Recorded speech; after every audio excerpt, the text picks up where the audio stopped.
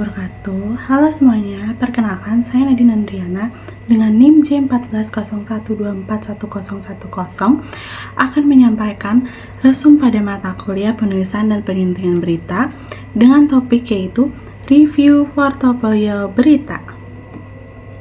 Materi ini akan membahas bagaimana cara mengevaluasi karya jurnalistik secara kritis, mulai dari struktur berita, akurasi informasi, dan teknik penyuntingan bahasa, hingga etika dalam penulisan berita. Yuk simak kelanjutannya.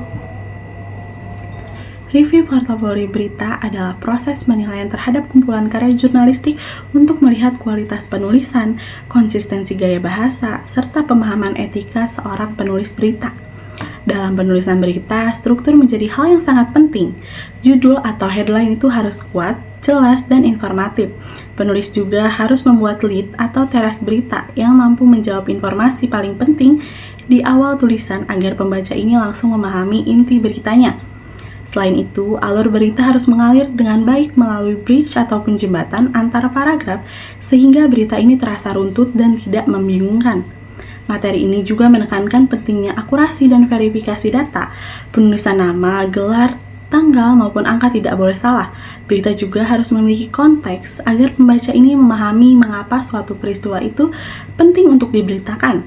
Lalu dalam isu sensitif, berita tidak boleh hanya menggunakan satu sumber, dibutuhkan triangulasi sumber atau minimal 2 sumber yang kredibel agar informasi lebih objektif dan terpercaya. Pada teknik penyuntingan bahasa, penulis harus menggunakan diksi yang tepat dan menghindari kata-kata subjektif ataupun berlebihan. Penggunaan bahasa juga harus sesuai dengan kaidah Puebi, termasuk penulisan istilah asing yang dicetak miring. Selanjutnya, etika jurnalistik juga sangat diperhatikan. Penulis berita harus bersikap imparsial atau tidak memihak pihak tertentu. Informasi harus disampaikan dengan atribusi yang jelas menggunakan kata-kata netral seperti ujar, kata, ataupun jelaskan. Terakhir, aspek keterbacaan dan estetika penyajian juga penting. Penggunaan subjudul membantu pembaca lebih nyaman membaca berita, sedangkan foto jurnalistik harus memiliki nilai berita dan caption yang jelas. Kesimpulannya, review portofolio berita bertujuan untuk memastikan bahwa sebuah berita tidak hanya menarik untuk dibaca, tetapi juga akurat, objektif, dan sesuai etika jurnalistik.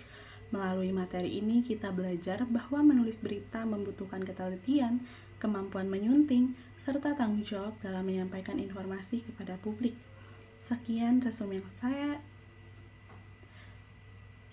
resum yang dapat saya sampaikan. Wassalamualaikum warahmatullahi wabarakatuh.